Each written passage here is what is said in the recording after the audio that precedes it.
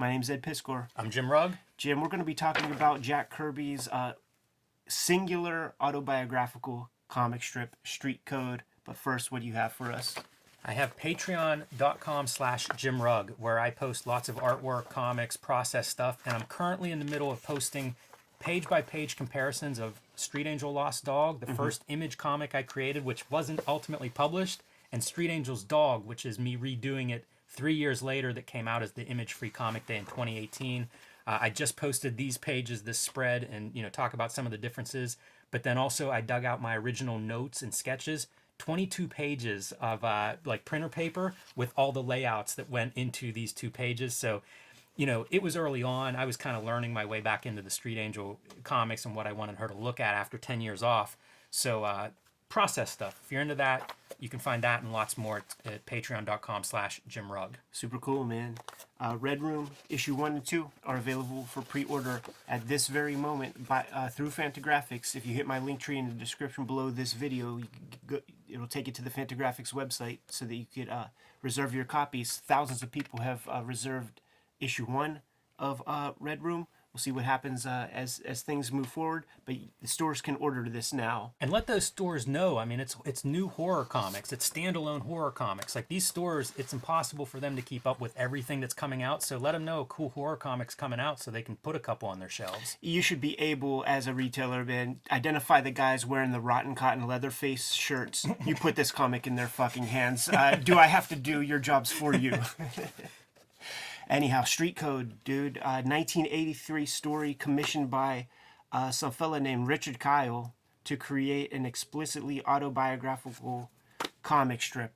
Jack Kirby's own. He might have injected little bits here and there of himself into previous comics, but this is a Jack Kirby story about his life. It's an amazing comic. Even the origins are pretty amazing, that this guy just commissions this comic, and we're going to go through it page by page. It's a remarkable comic. And it breaks my heart to think, like, anybody could have commissioned this. Big publishers in New York, Marvel, DC, anybody could have commissioned Jack Kirby to do these kinds of stories. I wish we had thousands of pages of this stuff. It's really cool to see it as we go through. We'll point out, we hear these stories about Jack Kirby. He's famous for these stories growing up in the Lower East Side and how rough and tumble that was. It's incredible to get to actually see it in his pencils. So we have several different versions of Street Code. It's appeared in a bunch of different places. The Kirby Museum was passing these out at one point before the cameras went on. We were trying to figure out, like, where the heck did we get these things? Yeah, pretty sure it was Heroes, but the interesting piece of this one is it's lettered by Kirby. Yes. So that's really nice to see.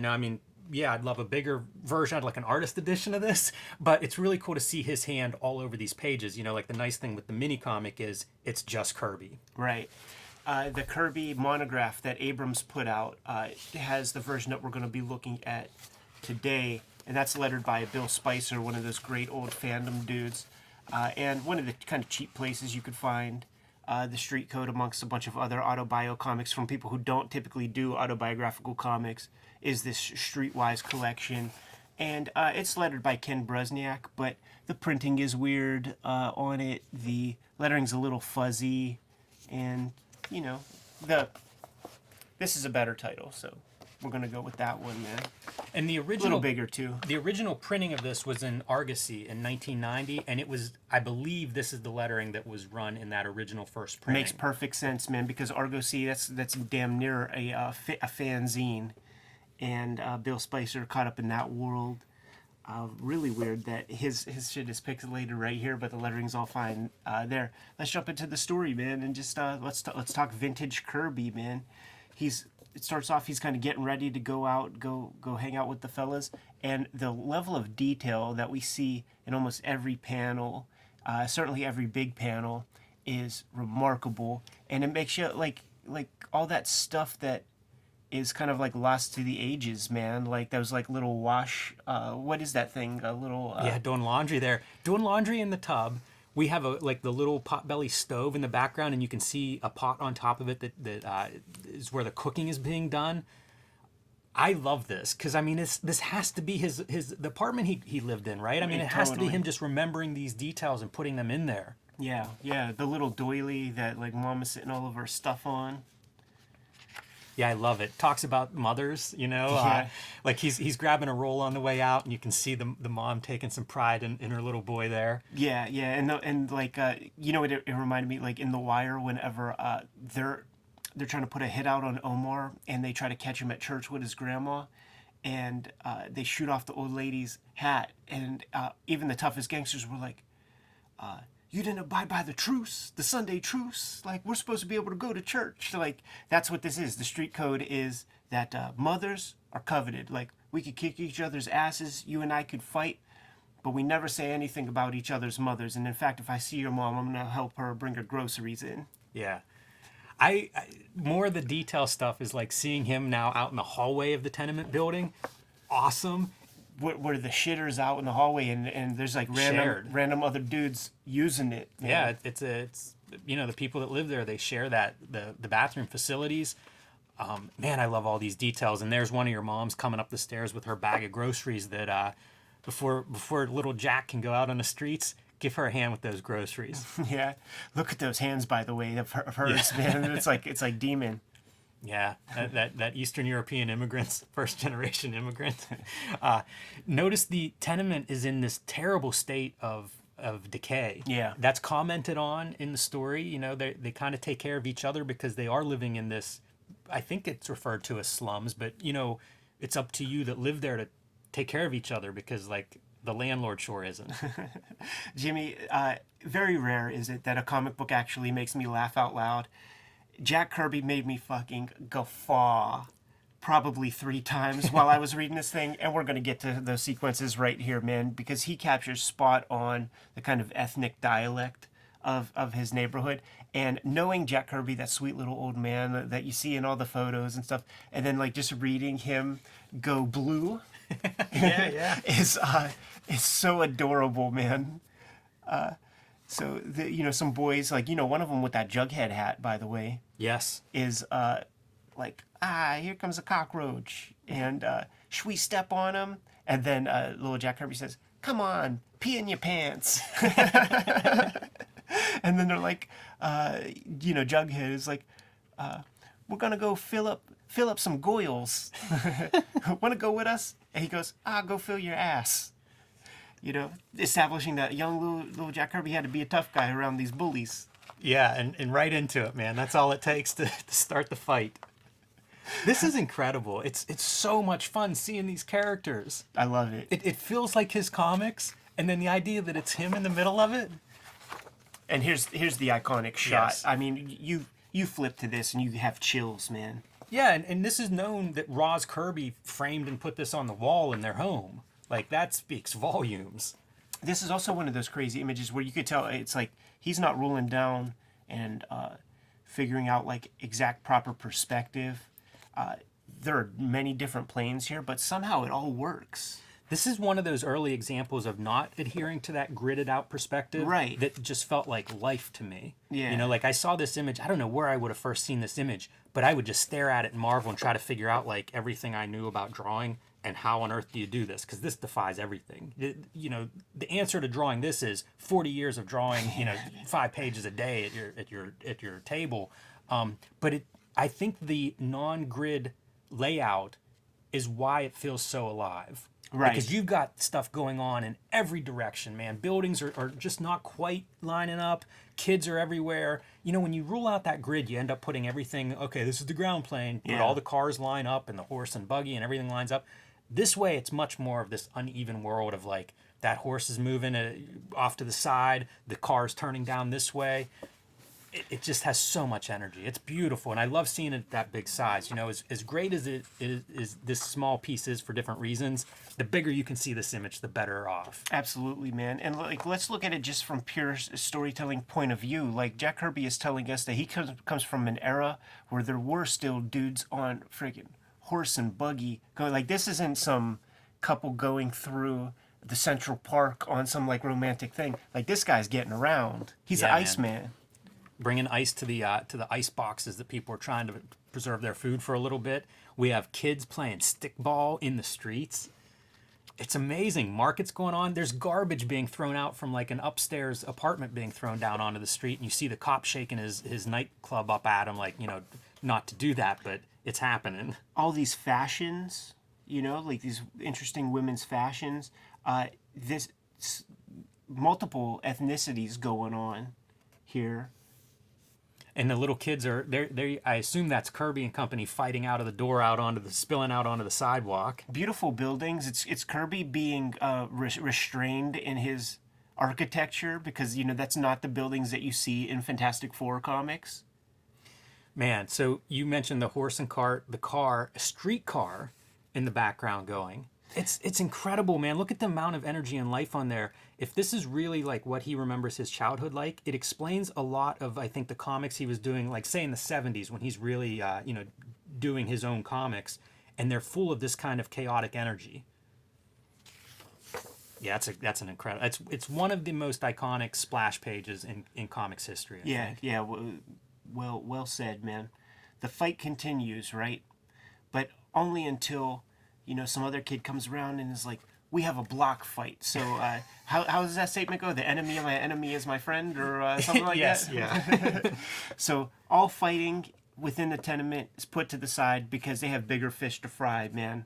There's some kids from some other country living on some other block, and they just called my mom a punk or something like that, man. So they all got to rally together, go choose your weapons. At first, I thought Jack's weapon, because it talks about I picked my weapon in 2 seconds, and I thought it was going to be that 15-cent sign. But no, it's a bunch of corn cobs, man. Because you throw a corn cob ball well enough, it's has the same effect as a brick.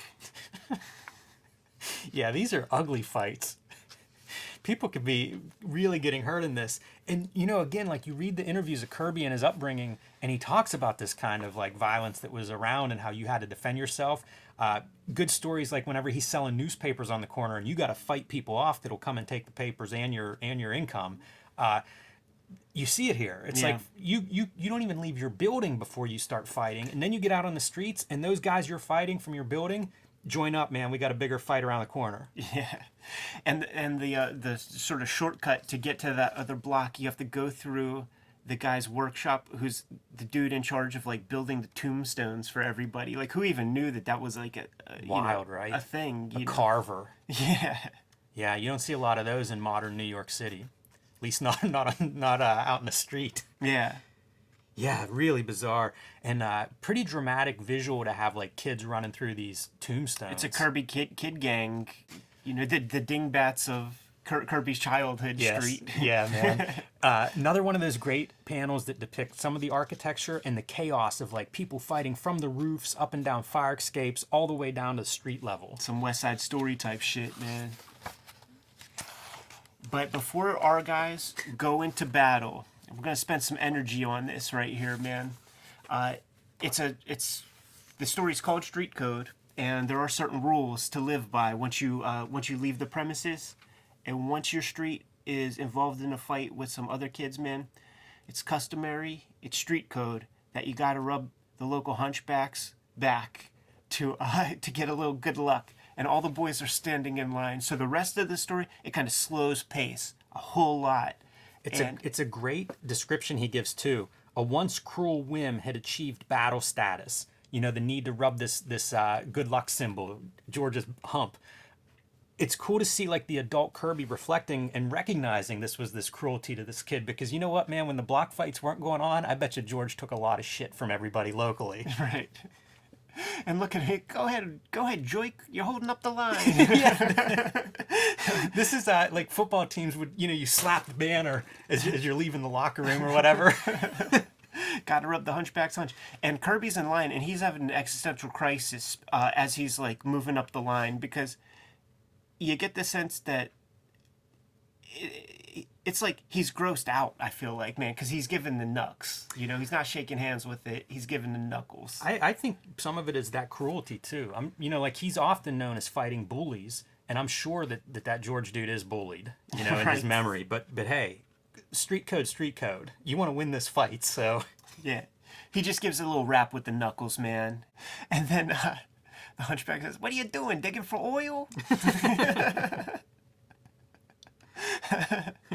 And it's time to fight. Kirby goes off to fight, and that ends the story. the 5-10 pages of Kirby autobiographical comics that are freaking stellar. Yeah, I finished this, Ed. This was such a fun thing to read this week. Yeah. It's been a while since I looked at this story, and going back through it, it's incredible, and all I want is hundreds of more pages of this, and it kills me to think some fan commissioned this from Right. Kirby. One more example of comics history and how we fail the great creators in comics history, that long legacy. We also fail, us, the fans, the readers, the lovers of comics, by not taking advantage of this kind of thing. It's a shame. Like, as soon as this came in, man, I wish, it should have been enough. Just see this story and then Right. hire Kirby to do this the rest of his life. I know, man. Like, this is an easy pitch, and once again, this is the Abrams monograph, man. They've been around a long freaking time, but now that comics have a certain level of gravitas or something, now they can deign to publish it within their big works, man.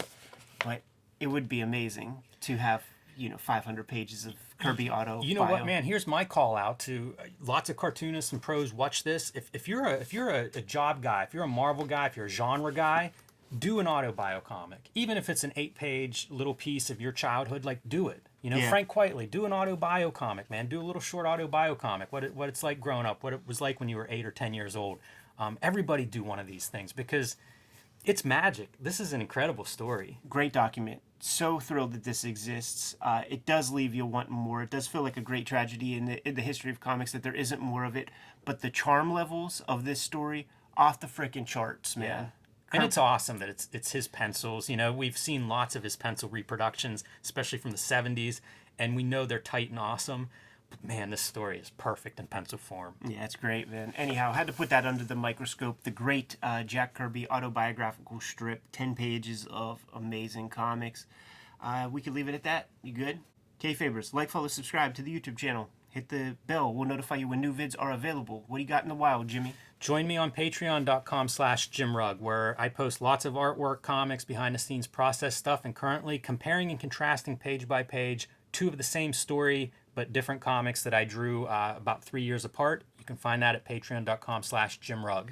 Red Room issue 1 and 2 available for pre-order at this very moment through the Fantagraphics website. You could get there from my link tree in the description below this video, and I also have my Patreon in that link tree as well, where you can read these strips ahead of time. $3 get you the archive. There are 2 issues up there as we speak, and every Tuesday new strips go live.